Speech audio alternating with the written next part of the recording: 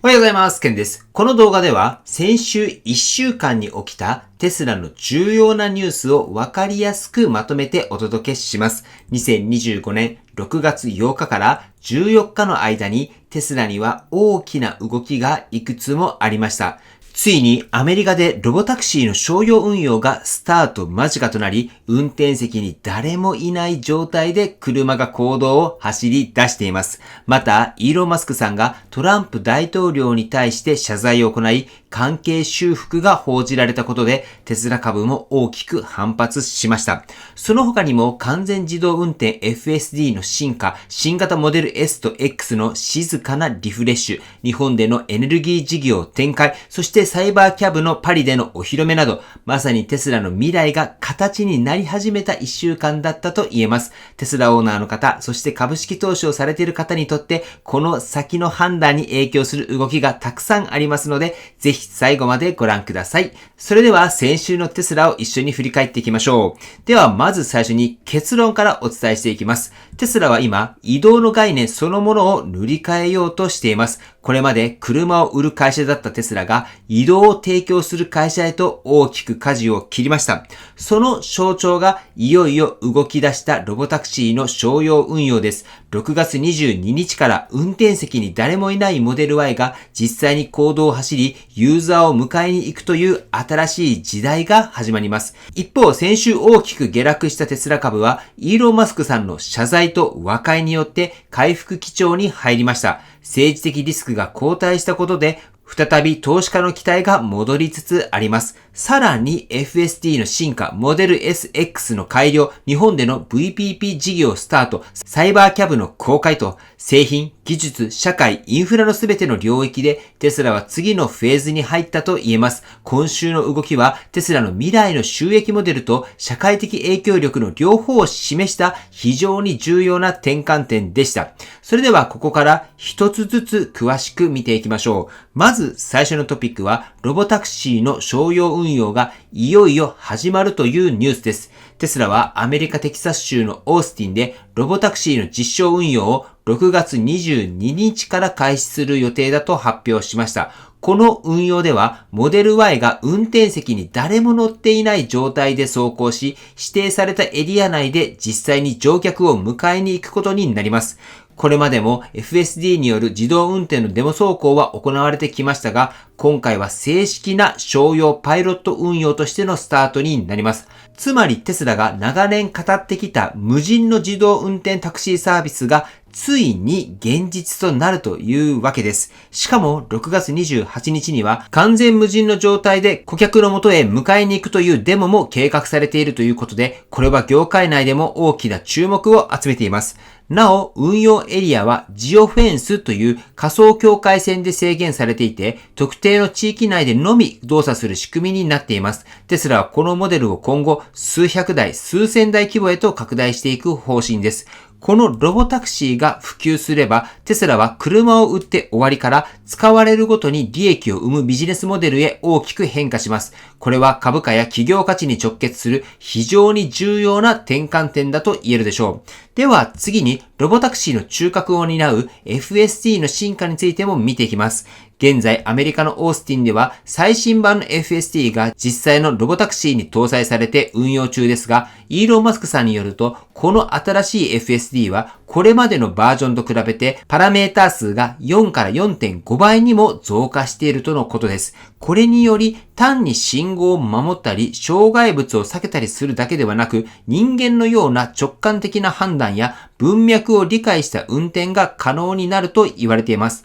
例えば今は道が狭いから少し待った方がいいとか、空気を読んだ動きっていうのも徐々に実装されていくことになります。一方でヨーロッパでは FSD の展開に時間がかかっています。特にオランダや EU 各国では安全基準や規制の厳しさからまだ正式な承認が下りていない状況です。これに対してイーロン・マスクさんは非常にフラストレーションが溜まっていると発言し、FSD の安全性について人間よりも事故率が4分の1と反論しました。現在、イタリアのローマでは FST のスーパーバイズド、つまりドライバーが常に監視する条件付きのテスト運用が始まっています。この試験運用が成功すれば、今後の EU 全体、そして将来的には日本での導入にもつながる可能性があります。FST の進化は、テスラの将来の収益と企業価値、そして私たちの移動のあり方そのものを大きく変える可能性を秘めています。では続いてのトピックはテスラ株の反発とその背景について見ていきます。先々週、テスラ株は政治リスクの影響で大きく下落してしまいました。特にイーロン・マスクさんとトランプ大統領の間で行われた SNS 上での激しい応酬が投資家心理に強い悪影響を与えました。しかし先週に入ってその関係が一転して改善に向かいます。6月9日には両者が電話で会談。イーロン・マスクさんは SNS での投稿は行き過ぎだったとして該当の投稿を削除し謝罪を表明しました。トランプさんもとてもいいことだと反応し、両者の関係修復が報じられたことで政治的なリスクがひとまず和らいだ格好となっています。この動きを受けてテスラ株は今週4日連続で上昇しました。先週末の終値は325ドル台となり、ここから先のテクニカルな注目ポイントが 331.61 ドルというラインです。この価格を明確に超えてくると、中期的には350ドル台の回復も視野に入るとされていて、多くの投資家が注目しています。一方で、もし再び下落に転じた場合、309ドルから288ドルあたりがサポートラインとして意識されることになりそうです。テクニカル分析は必ずしも未来を予測するものではありませんが、投資家の心理的な節目を知る上では重要な指標です。特に短期から中期で株価を見ている方にとっては、こうしたラインの把握は売買判断の参考になってくると思います。そして株価の反発にはもう一つ理由があります。それが先ほどお伝えしたロボタクシー商用運用の本格スタートです。この新事業への期待がテスラの将来性を後押ししています。では次に紹介するのはテスラが日本で本格的にスタートを始めようとしている新たな取り組み VPP バーチャルパワープラント事業についてです。VPP っていうのは仮想発電所とも呼ばれ、複数の家庭や企業にある蓄電池をネットワークでつなぎ、電力を一括管理する仕組みのことです。例えば電力需要が高まっている時に、あちこちの蓄電池から少しずつ電気を放出して、全体の電力供給を安定させるという発想です。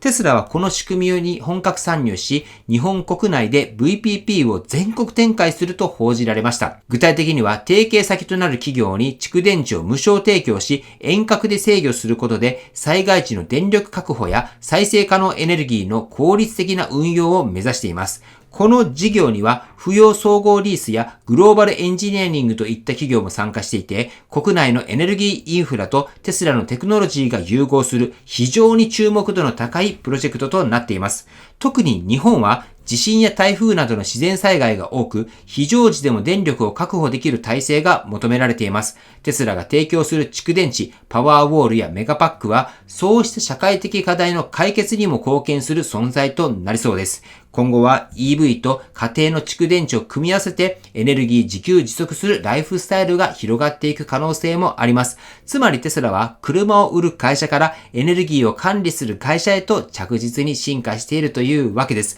ちなみに県の家にもパワーウォールはありましてテスラに乗っていますのでエネルギーの自給自足ができています。もちろん 100% 太陽光から出るエネルギーでの生活というのはね、できてはい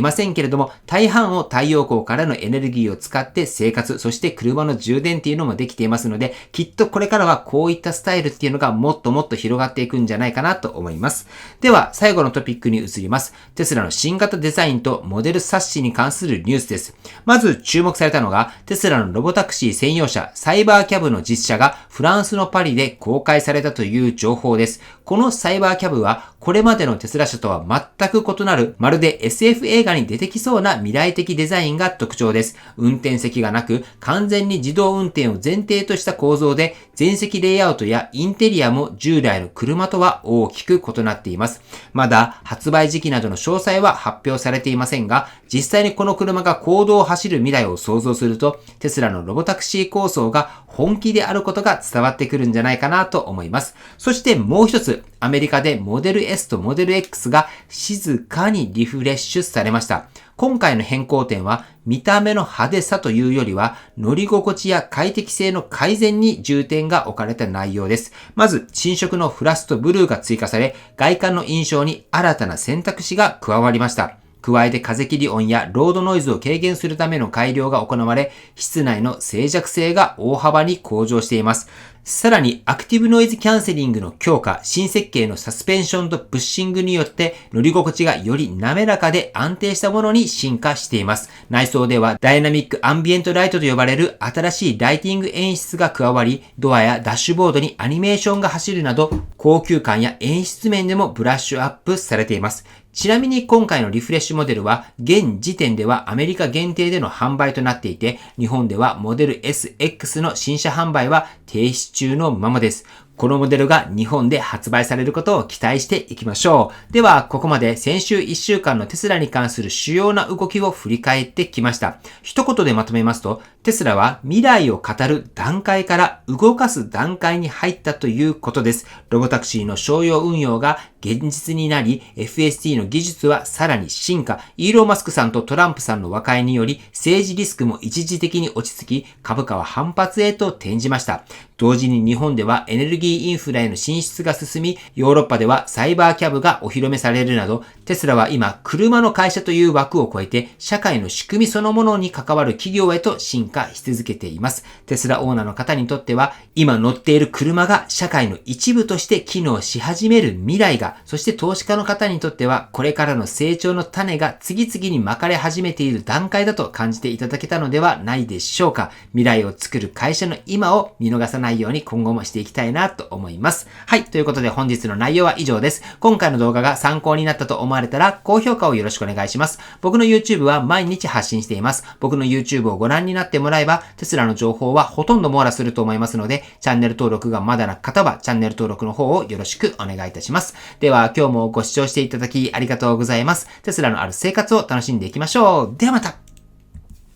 追伸です。最後に少しだけお知らせがあります。現在僕がご縁をいただいている株式会社 SI ソーラーさんでは太陽光発電や蓄電池の設置に関わる工事スタッフを正社員で募集中です。勤務地は東京本社、年間休日は126日、未経験の方でも OK で資格取得のサポートもあるようです。手に職をつけたい、将来も安定した仕事を探している、そんな方にとってぴったりの環境だと思います。興味のある方は概要欄に応募フォームを用意していますので、お気軽に相談並びに応募の方してみてください。エネルギーの未来を一緒に支える仲間を心からお待ちしていますと、社長の方からも声をいただいております。社長さんもテスラオーナーの方です。僕も SI ソーラーさんに家の太陽光とパワーウォールを設置していただきましたが、その時に来られたスタッフさんもテスラオーナーでした。なので、テスラに興味がある方にとってもぴったりな職場だと思います。ぜひね、ちょっと興味があるなと思われる場合には、応募フォームをしたからといって決定というわけにはありませんけれども、応募フォームの方から気軽にね、問い合わせの方よろしくお願いいたします。